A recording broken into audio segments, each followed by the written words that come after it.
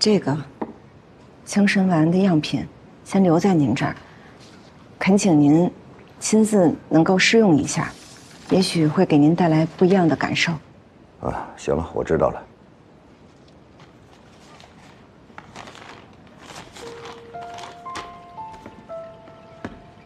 田老板，那我先告辞了。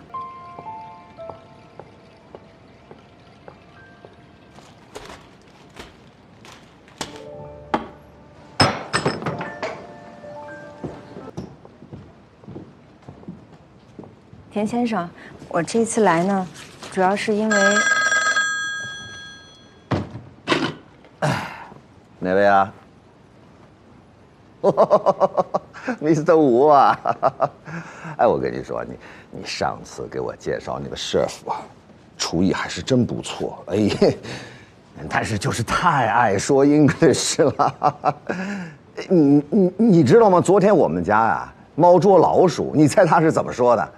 哎，他说你们家的芝芝 too much， 然后说那个咪咪软软啊，锅碗瓢盆然后全都碎了，摔碎了好多 cup。这我们这，哎呀，不好意思啊，不好意思。好，没事儿，没事儿，这儿有个人等我。嗨，我不知道啊，还不是我们家老二啊，净给我找事儿啊。行，回头再说啊 ，See you，拜，田先生，这是我的名片。文氏大药房啊，没听过呀。啊，这个呢是我们文氏大药房新出的清神丸，它专治头晕头痛、恶心呕吐、神志不清。我们希望这款新品能够在您的药店里面出售。这位小姐，你知道我们田氏药号是做正经药材生意的吗？哦，这个我们的清神丸呢，品质上您是可以大可放心的。您看，这是卫生司的许可证，还有试用报告，还有就是购买的顾客的反馈记录。这样说吧，10个顾客里面9个用过，都是赞不绝口的。您来之前做过功课吗？知道我们田氏药号大名鼎鼎的西洋补脑丸吗？当然知道了，毕竟广告很多。但田老板恕我直言哈，你们的西洋补脑丸其实没有什么实质的疗效，治不好病，但也药不死人吧。你知道我们一天要卖多少瓶吗？是，销售很好，但那是靠广告铺天盖地的堆出来的。但是，一旦没有广告的话，你们这个销售就会立即下滑，而且复购率也极低。谁告诉你的？啊？其实不重要，重要的是我们这个清神丸可以给你们田氏药房带来比西洋补脑丸更多的好的口碑和收益。一定是老二这个混账，该说的不说，不该说的一天到晚往外说，猪脑子。田老板，你们田氏药房一直都是业界的典范，我们文氏大药房很期待能和田氏药房一起合作，彼此相得益彰的同时，也希望我们的清神丸呢，能够造福更多的病家。你不就是想要攀附我吗？也不全是吧。这位小姐，你知不知道，攀附我也是需要有资格的。你知不知道每天进出田氏药号都是些什么样的人吗？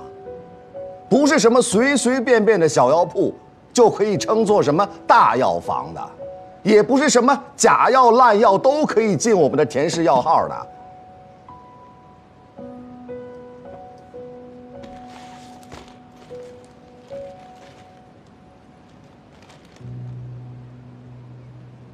那田老板，您看这样行不行？这个清神丸的样品先留在您这儿，恳请您亲自能够试用一下，也许会给您带来不一样的感受。啊，行了，我知道了。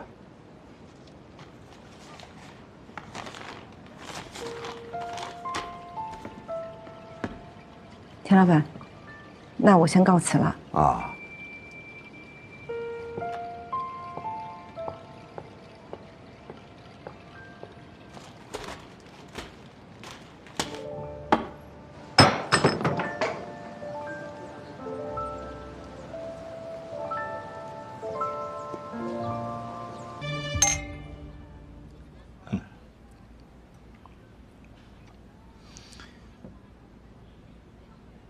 我已经将那份申报派人送回山西了。哦，严督军生平最恨的就是贪腐，你等着吧，不出3天，某人就得灰溜溜的收拾行李回家种地了。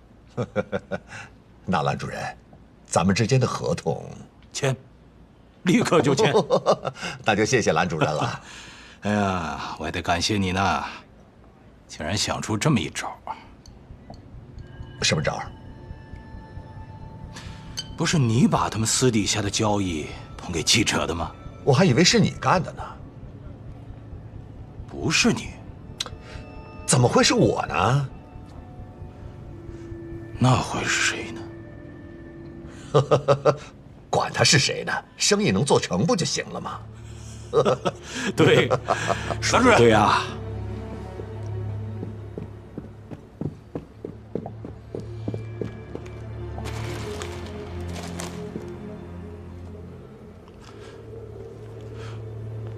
怎么了？你看看，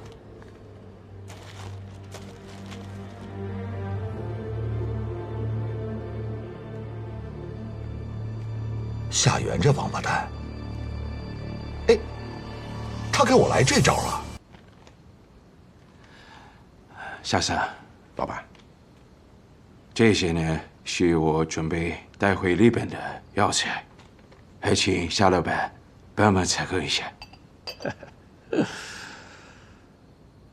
小村先生，咱们合作这么久，都非常愉快。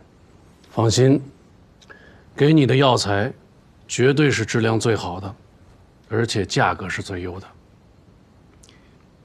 那真是非常感谢夏三。另外，我这里还有一个小小的不情之请，能不能送我几个中国的药方？小村先生又跟我提这件事情是吗？我跟你说了，我只卖药，不卖方。这些药方我愿意出高价。我跟你一样，钱对于我夏云来说不是问题，但是倒是有个法子。请讲。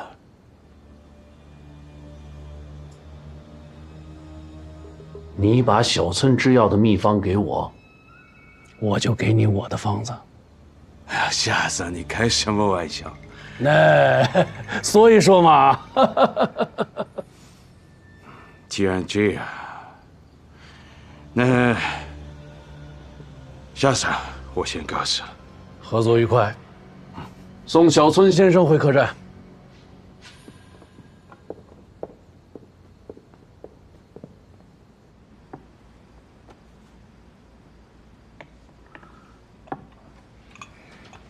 爹啊，咱们开个分店吧。一个药铺能做的生意，最远不出5里地。你不仅1家2家，你最好就是10家100家。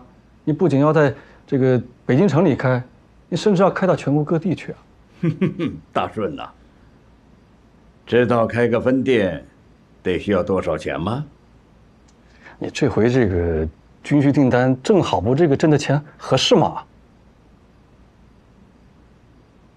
刚刚有点盈余啊，这又开分店，这未免太急了吧？爹，我倒是觉得，的确是得趁热打铁。趁咱这玉龙粉正在势头上，咱赶紧把陈记药铺的名头打出去。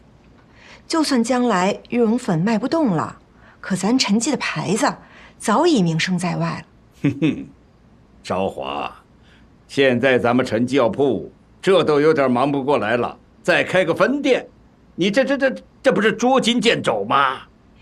这分店和老店看似是两处的生意，但事儿上其实还是那些事儿，就是把一半的货呀放到另外一处去卖，等于办一件事儿，赚2份钱。啊？爹，我算过了，刨去这军需订单呀，咱陈记药铺1年的收益，也不过是3000大洋。但是开分店以后就不一样了，2家店1年总收益加起来，那能达到8000大洋。那么多钱，应该多买几亩田地更保险。反正我听说呢，夏元当年，就算是借钱，也要在各个繁华要地开设分号，待分号连成一气，对买家那就是店大欺客，对卖家那就是客大欺店。就这么着，才有了守元药庄的今天。对，就是这个道理。你陈记药铺有了这个分店，有了名字，那客源就多了呀。你客源多，那货源就好谈了，那这个成本它就可以降下来。你成本降下来了，那挣的钱不就多了吗？说说吧，到底怎么回事？老板，这件事情是我没办好，我认罚。罚倒是次要的，关键是这生意怎么丢的，自己心里有数了吗？清楚，轻敌了。只顾应酬徐特使，却没料到，这田大少的手段竟然如此下作。可最终这田大少也没有拿到这份订单呐。是啊，被一家小药铺捡了漏。小药铺？多小？陈记药铺。正是那家陈记药铺。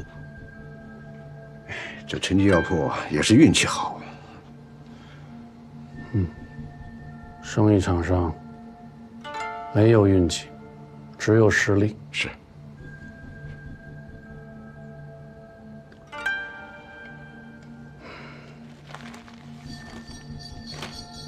这些都是你指使人干的。是。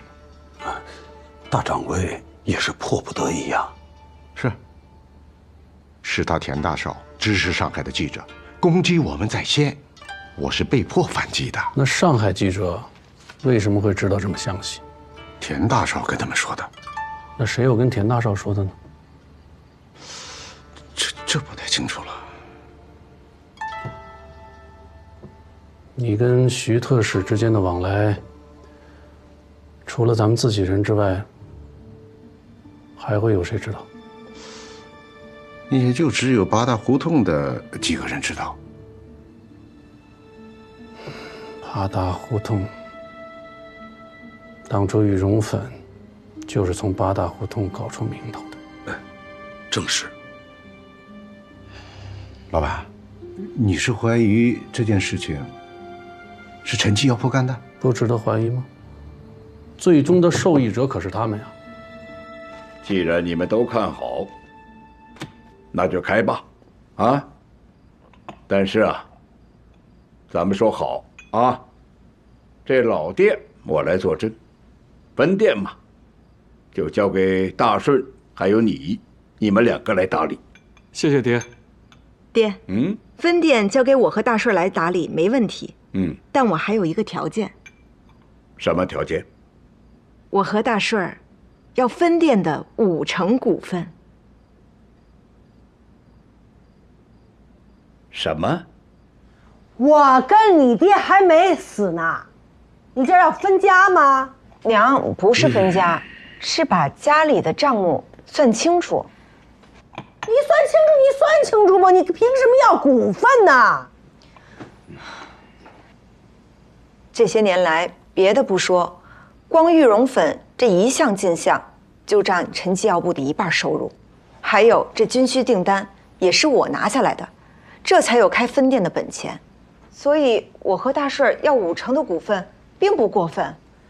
什么是股份？你爹给没给你20块大洋当奖励呀？大顺2顺都没有，你要什么股份呢？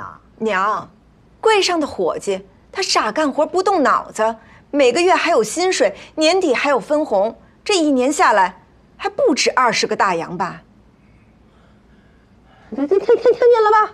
那嫌你给他给少了。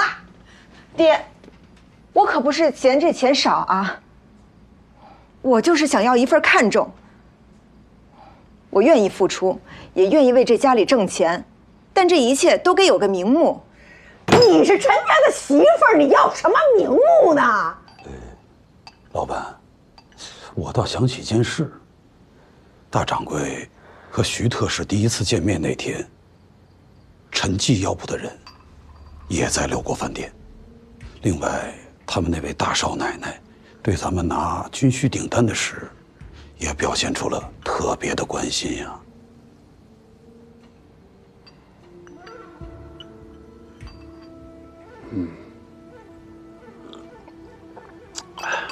说说羽绒粉吧，跟陈记药铺谈的如何呀？没谈成。没谈成？是这样，他们不愿意共享秘方，也不接受4、6分成。后来我让到了无误，他们的态度有所松动，但突然又坚持只做陈记这块牌子。那既然如此，便无法再谈了。厉害呀！看来之前我是小看陈家老爷子了。这陈家老爷子老练持重，但我觉得这陈家最厉害的倒是他们家那位大少奶奶玉蓉粉，就是她的主意。大少奶奶，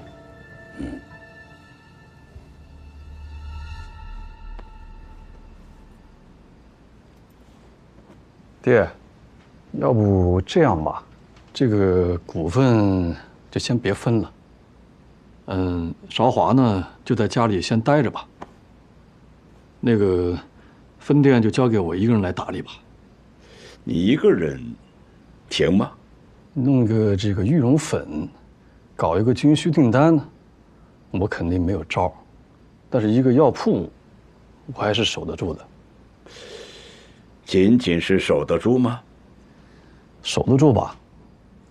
但是另外啊，这个分店我专门去管理这个分店，那总店我肯定就顾不过来了，你可能还得去请一个人。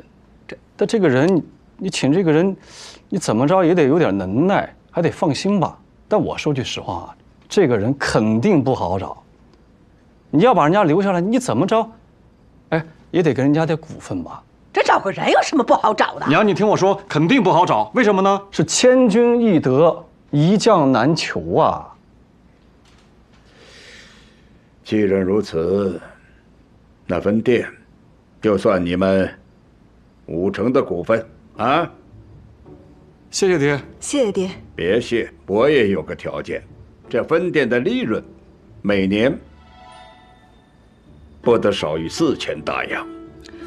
没问题，这些都可以写到章程里去。少华，咱们这都是一家人，写什么章程呢？难不成我这个当爹的还能言而无信了？幼爹，我可不是那意思啊，我就是怕万一这将来我要是没挣到这些钱，你要是想罚我的话，也有规可循，不是？孩子，哎呀，我相信你一定没问题啊！谢谢爹。行了行了，时候不早了，快睡吧。谢谢爹娘，那我们就先回去。你早点休息啊。嗨，这事儿就这么定了。